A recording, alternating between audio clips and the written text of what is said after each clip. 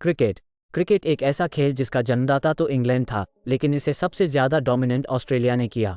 हाँ, वो बात और है कि दुनिया का सबसे अमीर क्रिकेट बोर्ड आज भारतीय, लेकिन एक टाइम था जब हमें कोई पूछता तक नहीं था। क्रिकेट की दुनिया में हमें कोई जानता नहीं था। साल दर साल दुनिया भर में बड़ा लोकप्रिय होता चला गया। दुनिया भर के कोने कोने में क्रिकेट का क्रेज खूब बढ़ता चला गया। लेकिन जो प्रोफेशनलिज्म, जो एक सिस्टमैटिक अप्रोच था, वो यूरोपियन और अमेरिकन देशों में ही था। तो आज बात करते हैं उन 2 टिकट के बारे में। 2 टिकट, 1983 वर्ल्ड कप फाइनल के 2 टिकट। अगर उस दिन इंग्लैंड ये 2 टिकट दे देता तो शायद इतिहास के पन्ने में एशिया कप जैसे टूर्नामेंट का नाम नहीं होता। एक समय में जब इंटरनेशनल क्रिकेट में सिर्फ इंग्लैंड की मोनोपोली थी, वहां पर एक इंडियन ने उनसे वो पावर छीन ली। 1975 से 1983 के बीच खेले गए तीनों वर्ल्ड कप इंग्लैंड में हुए। 1983 में एक ऐसी चीज हुई जो पिछले 2 वर्ल्ड कप एडिशन में नहीं हुआ था। तीनों वर्ल्ड कप फाइनलिस्ट में वेस्ट इंडीज टीम कॉमन थी। 1975 में ऑस्ट्रेलिया और 1979 में इंग्लैंड दूसरे स्थान पर थी। 1983 में कुछ अलग हुआ। इस बार की वर्ल्ड कप फाइनल में एक ऐसी टीम वेस्ट इंडीज के सामने खड़ी थी जिसको इंटरनेशनल क्रिकेट में नौसिखियों की टीम कहा जाता था। उन्होंने ऐसा खेला था।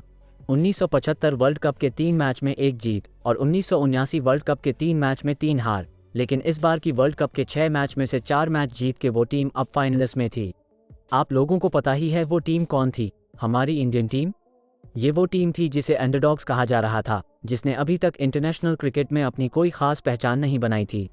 उस टीम के पास इस वर्ल्ड कप में एक मौका था अपना तिरंगा शान से लहराने का। तो जब देश के लिए इतना खास मौका है तो ज़्यादातर इंडियन इस मूवमेंट को अपने यादों में कैद करना चाहते थे।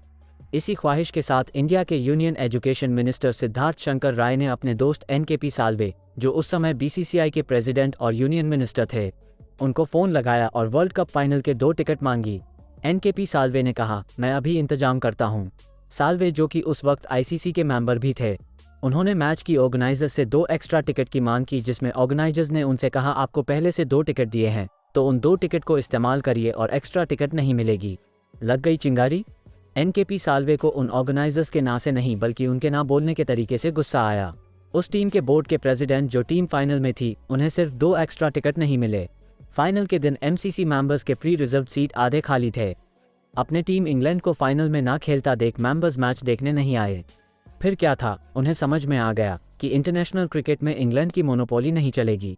अब कैसे भी करके वर्ल्ड कप को इंग्लैंड से बाहर लाना होगा। वहां से 1987 वर्ल्ड कप को इंडिया में लाने की बीज बोई गई। जब हम इंसान सही सवाल करते हैं तो हमें उसके जवाब भी मिलते हैं।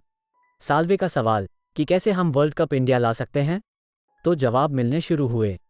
26 जून 1983 वर्ल्ड कप की जीत के अगले दिन लंदन में लंच के समय साल्वे की मुलाकात पाकिस्तान के एयर चीफ मार्शल नूर खान से हुआ। साल्वे ने उन्हें सारी बातें बताई। एशिया के यूनिटी के लिए पाकिस्तान जैसे बड़े टीम का साथ बहुत ज़रूरी था। अब उस समय इंग्लैंड और ऑस्ट्रेलिया के पास वीटो पावर थे, जिसका साफ मतलब था कि कोई भी प्रपोजल अगर उन्हें पसंद ना आए तो वो उसे वहीं पर खारिज कर सकते थे। ये बदलाव अकेले इंडिया और पाकिस्तान नहीं कर सकते थे। बाहर के देशों को इस प्लान के बारे में बताकर अपने साइड करने से पहले साल्वे ने सोचा, पहले एशिया के सभी टीमों को इकट्ठा किया जाए।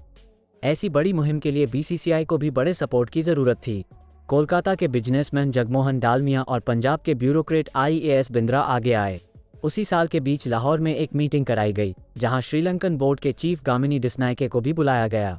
उस दिन एशियन क्रिकेट काउंसिल ACC का जन्म हुआ। क्रिकेट के दुनिया में ये एक बड़ा रिवॉल्यूशन था। ACC पहली रीजनल ऑर्गेनाइजेशन थी जो कि इंटरनेशनल क्रिकेट होस्ट करके पैसे कमाने जा रही थी। इससे पहले ये काम सिर्फ ICC ही कर रही थी। NKP साल्वे ACC के पहले प्रेसिडेंट बने। मीटिंग में सभी बातें डिस्कस करने के बाद जगमोहन डालमिया ने एक बुनियादी प्रस्ताव तैयार किया, जिसमें वर्ल्ड कप को इंग्लैंड से बाहर लाने का जिक्र था और हर देश को इस टूर्नामेंट को होस्ट करने का मौका मिले। ऐसा प्रपोजल में लिखा था। 1983 के आखिर में ICC के सामने ये प्रपोजल पेश किया गया। ये प्रपोजल एक बॉम्ब की तरह लंदन में गिरी। ICC ने इस पर कड़ी आपत्ति जताई और प्रपोजल को खारिज कर दिया। लेकिन साल्वे भी यही चाहते थे। अब धीरे धीरे उन आपत्तियों का तोड़ निकालना था। ICC ने उस आपत्ति में ये कहा था कि सब कॉन्टिनेंट में लाइट कंडीशन को देखते हुए 60 ओवर का खेल नहीं हो सकता है। इससे पहले एशिया में इंटरनेशनल मैच में 36 ओवर या 40 ओवर के ही होते थे। रूल्स ये नहीं कहते थे कि वनडे इंटरनेशनल 60 ओवर्स के ही हो। एसीसी ने कहा, अब हम एशिया में एक टूर्नामेंट कराएंगे जो 50 ओवर का होगा और आईसीसी को ये बताएंगे कि एशिया में भी वनडे टूर्नामेंट हो सकता है और यहाँ भी अच्छी लाइट फैसिलिटी है। यहाँ से एशिया कप टूर्नामेंट का ख्याल साल्वे के दिमाग में आया। इस टूर्नामेंट के थ्रू एशिया की टीम्स की आपस में यूनिटी दिखाने का मौका भी था। IAS बिंद्रा ने यह पक्का किया कि इस टूर्नामेंट से दोनों देशों की राजनीतिक तनाव आड़े न आए। अब ऐसी जगह खोजनी थी जहां 50 ओवर का टूर्नामेंट हो सके। ये तय हो गया था कि एशिया कप खेलेंगे, लेकिन इनमें से किसी भी बोर्ड के पास इस टूर्नामेंट को ऑर्गेनाइज करने के पैसे नहीं थे। अगली मीटिंग दिल्ली में हुई और वहां एशिया के उन देशों को भी बुलाया गया जो ICC के एसोसिएट मेंबर थे। तब तक एमिरेट्स क्रिकेट बोर्ड नहीं था और UAE नहीं बनी, काउंसिल का हिस्सा भी नहीं था। उस मीटिंग में एक खास मेहमान थे, शारजाह के शेख बुखातिर। उन्हें एक खास मकसद से बुलाया गया था। शेख बुखातिर क्रिकेट के बहुत शौकीन थे और एक बड़े बिजनेसमैन भी थे। वो पहले से शारजाह में अनऑफिशियल मैच ऑर्गेनाइज कराया करते थे और टीमों पर अपने डॉलर बरसा रहे थे।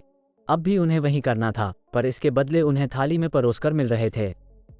ऑफिशियल क्रिकेट मैच यहां से शुरू हुआ। विश्व क्रिकेट में शारजाह स्टेडियम का नाम। पूरा स्टेज सेट था। टूर्नामेंट इंडिया, पाकिस्तान और श्रीलंका के बीच खेला जाना था। चैंपियन टीम के लिए $50,000, रनर अप टीम के लिए $20,000, प्लेयर ऑफ द मैच के अवार्ड के लिए $5,000, जो कि उस समय कोई छोटी रकम नहीं थी। इंडियन टीम के ऊपर थोड़ा प्रेशर था। उन्हें यह बताना था कि 1983 वर्ल्ड कप की जीत कोई तुक्का नहीं था और उस जीत के हीरो कपिल देव भी इंजरी के कारण इस टूर्नामेंट में नहीं खेल रहे थे। सुनील गावस्कर टीम के कप्तान थे। और फिर शुरू हुआ 1984 रॉथमैन्स एशिया कप। ये कहानी उस एक आदमी के सोच की है जिसने विश्व क्रिकेट के डायनामिक्स का पूरा नक्शा ही बदल कर रख दिया। कहा, क्रिकेट में सिर्फ इंग्लैंड का राज था, पर उस सोच ने BCCI को पावर दी, जिसकी वजह से एशिया क्रिकेट मैप्स पर आया। वर्ल्ड कप को इंग्लैंड से बाहर लाने की मुहिम में एशिया कप जैसे टूर्नामेंट का जन्म हुआ। 1987 में साल्वे ने अपना सपना पूरा किया। 1987 वर्ल्ड कप इंडिया और पाकिस्तान ने मिलकर होस्ट किया। तो अगर आपको वीडियो पसंद आए तो इसे लाइक करें। हमारे चैनल को अब तक सब्सक्राइब नहीं किया है तो कर ले। मिलते अगले वीडियो में, तब तक के लिए अपना ख्याल रखें। धन्यवाद।